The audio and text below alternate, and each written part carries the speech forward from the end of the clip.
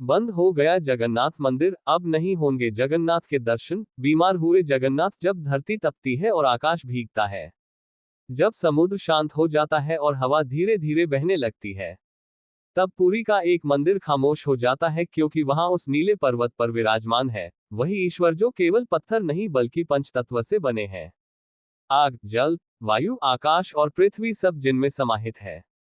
लेकिन हर साल एक समय आता है जब वो ईश्वर बीमार पड़ जाते हैं। हाँ, भगवान जगन्नाथ जो ब्रह्मांड के पालन करता है, वह थक जाते हैं और बीमार हो जाते हैं। मंदिर के पट बंद हो जाते हैं और पुरी की हवाओं में एक विरह सा घुल जाता है। ना आरती होती है, ना मंत्र गूंजते हैं, बस सन्नाटा होता है। पर यह बीमार पड़ना कोई सामान्य रोग नहीं। ये है एक दिव्य लीला, एक गूढ़ संकेत कि ईश्वर भी अनुभव करते हैं थकान, प्रेम, विश्राम और प्रतीक्षा। आज हम आपको लेकर चलेंगे उस रहस्य की ओर जहां देवता भी शैया पर विश्राम करते हैं, जहां राज वैद्य उनकी सेवा करते हैं और जहां भक्त अपनी सांसें रोककर रथ यात्रा की प्रतीक्षा करते हैं। ये कथा है नीलाचल के नाथ की। ये लीला है जगत के स्वामी की। ये रहस्य है जगन्नाथ जी के बीमार पड़ने का। दोस्तों, यदि आपने अभी तक इस वीडियो को लाइक नहीं किया है तो अवश्य करिए, चैनल सब्सक्राइब करिए, साथ ही नीचे कमेंट बॉक्स में एक बार सच्चे दिल से जय जगन्नाथ अवश्य लिखिए। हर साल ज्येष्ठ पूर्णिमा को पुरी में एक अद्भुत दृश्य होता है। जगन्नाथ मंदिर के गर्भगृह से भगवान जगन्नाथ, बलभद्र और सुभद्रा बाहर निकलते हैं। उन्हें स्नान मंडप नामक खुले स्थान पर लाया जाता है। वहां 108 कलशों में गंगाजल, यमुना जल, सरस्वती और अन्य पवित्र नदियों के जल को एकत्र किया जाता है। फिर विधिवत मंत्रों के साथ भगवान का अभिषेक होता है। ये दृश्य इतना भव्य होता है कि लाखों श्रद्धालु इस दिव्य दर्शन के लिए पुरी पहुंचते हैं। इसी को कहते हैं स्नान यात्रा। स्नान के बाद भगवान को नहीं लाया जाता वापस मंदिर के गर्भगृह में, बल्कि उन्हें एक विशेष स्थान पर ले जाया जाता है जिसे कहते हैं अंसरा गृह। अंसरा का अर्थ होता है बीमार। यहाँ भगवान 15 दिनों तक विश्राम करते हैं। अब सवाल उठता है, क्या भगवान को सच में बुखार आता है? क्या देवता भी रोगग्रस्त हो सकते हैं? शास्त्रों के अनुसार स्नान के दौरान ठंडे जल का प्रभाव भगवान के शरीर पर भी पड़ता है।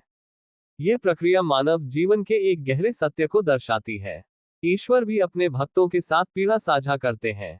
इस 15 दिन के दौरान किसी को भी भगवान के दर्शन नहीं होते। मंदिर के पट बंद हो जाते हैं। इसे कहते हैं नव यौवन दर्शन से पहले की खामोशी। इन 15 दिनों को कहा जाता है अंसरा काल। इस दौरान मंदिर के सेवक भगवान के लिए विशेष हर्बल औषधियां तैयार करते हैं। जहां दुनिया डॉक्टर को भगवान मानती है, वहां पुरी में भगवान का डॉक्टर आता है। राज वैद्य जो हर साल जगन्नाथ जी की नाड़ी देखते हैं, उनके लिए औषधियां बनाते हैं और कहते हैं, प्रभु आप जल्दी स्वस्थ हो जाए। आपके भक्त आपके दर्शन को तरस रहे हैं। यह कोई बीमारी नहीं, ये लीला है जहां भगवान भी थकते हैं और भक्त सेवा करते हैं। ये पुरी है जहां ईश्वर भी डॉक्टर की प्रतीक्षा करते हैं।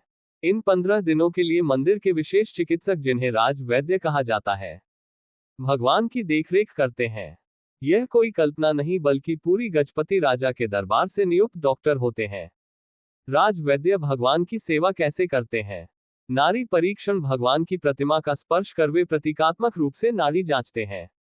यह दर्शाता है कि ईश्वर भी हमारे जैसे हैं। शरीर, भाव, रोग और विश्राम से जुड़े औषधि अर्पण। दास नाम औषधियां, आयुर्वेदिक जड़ी बूटियां जैसे तुलसी, हरण, वच, त्रिफला आदि से बना काढ़ा भगवान को सेवन हेतु अर्पित किया जाता है। इसे पंचामृत स्नान के बाद विशेष विधि से तैयार किया जाता है। भोजन में परहेज। भगवान को हल्का सुपाच्य और रोगनाशक आहार अर्पित किया जाता है, जिसे पाति महाप्रसाद कहा जाता है। वातावरण और सेवा। शुद्ध और शांत वातावरण में सेवा की जाती है। मंत्रों और ओडिया भाषा के पारंपरिक भजनों द्वारा थेरेपी की जाती है।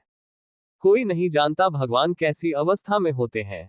कुछ कहते हैं यही वह समय है जब भगवान अपने मूल स्वरूप में होते हैं। कुछ मानते हैं भगवान अपनी आत्मा को पुनः जागृत करते हैं और फिर 15 दिन बाद होता है एक चमत्कार।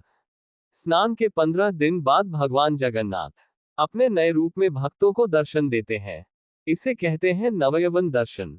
ये दिन एक त्योहार की तरह मनाया जाता है और फिर अगले दिन होता है रथ यात्रा का भव्य प्रारंभ। भगवान जगन्नाथ, बलभद्र और सुभद्रा 3 विशाल रथों में विराजमान होकर अपने मौसी के घर गुंडीचा मंदिर जाते हैं। यही वो दिन होता है जब ईश्वर स्वयं भक्तों के पास आते हैं। क्या आपने कभी ऐसा सुना है कि भगवान खुद यात्रा पर निकले, ना केवल यात्रा करे बल्कि आम जनता को दर्शन दे और स्वयं को उनके समर्पण में लीन कर दे? लेकिन दोस्तों, सिर्फ रीति रिवाज जान लेना ही पर्याप्त नहीं है। सवाल है, इस सब का गढ़ अर्थ क्या है? स्नान यात्रा हमें याद दिलाती है कि शुद्धता ही भक्ति का आधार है। भगवान का बीमार पड़ना हमें सिखाता है ईश्वर भी हमारे जैसे हैं, हमारी पीड़ा में सहभागी है। 15 दिन का अंसरा काल हमें बताता है हर ब्रेक के बाद एक नई शुरुआत होती है और नव यौवन दर्शन हमें प्रेरित करता है। आत्मा कभी विद नहीं होती, हर बार नए जीवन में प्रवेश करती है। ये केवल धार्मिक आयोजन नहीं है, ये जीवन के चक्र का प्रतिबिंब है।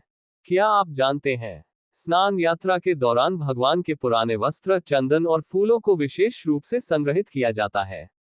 इन्हें गुप्त स्थानों पर रखा जाता है क्योंकि माना जाता है कि यह अत्यंत शक्तिशाली होते हैं।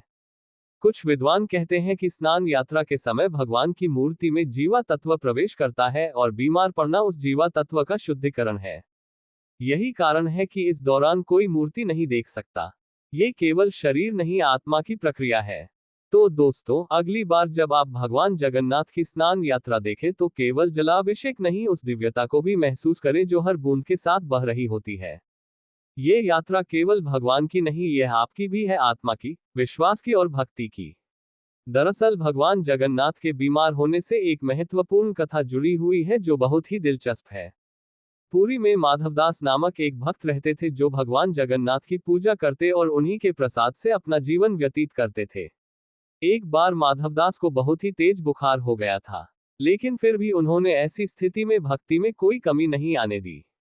लोग उन्हें वैद्य के पास जाने की सलाह भी देते थे, लेकिन वह कहते, जब भगवान मेरा ख्याल रख रहे हैं तो मुझे किसी और की जरूरत नहीं। फिर एक दिन वह ज्यादा बीमार होने की वजह से अचानक बेहोश हो गए। तब स्वयं भगवान जगन्नाथ उनके पास आए और उनकी सेवा करने लगे।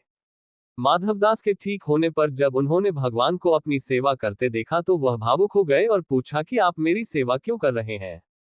तब भगवान ने उत्तर देते हुए कहा कि मैं अपने भक्तों का साथ कभी नहीं छोड़ता, लेकिन कर्मों का फल तो भोगना ही पड़ता है। तुम्हारी बीमारी के 15 दिन बाकी हैं, उसे मैं अपने ऊपर ले लेता हूँ। आश्चर्य की बात यह है कि उस दिन ज्येष्ठ पूर्णिमा थी। उस दिन से यह परंपरा आज तक चली आ रही है और हर साल ज्येष्ठ पूर्णिमा को भगवान बीमार पड़ जाते हैं। उसके बाद वह 15 दिन के लिए एकांतवास में चले जाते हैं, जिसे अनासर कहते हैं। फिर भगवान जगन्नाथ के ठीक होने के बाद नैनासर उत्सव मनाया जाता है, जिसे रथ यात्रा कहते हैं। अगर यह कहानी आपके मन को छू गई हो तो इस वीडियो को लाइक करें, शेयर करें और सब्सक्राइब करें। कमेंट में लिखें जय जगन्नाथ। आशा करते हैं आपको ये लेख बहुत अच्छी लगी हो। भगवान आपकी सारी मनोकामना पूर्ण करे। इस तरीके की वीडियो देखने के लिए मेरे चैनल को सब्सक्राइब करिए, लाइक करिए, ताकि इस तरीके की वीडियो आपको हमेशा मिलती रहे। सब अपनी जिंदगी में खुश रहे। धन्यवाद।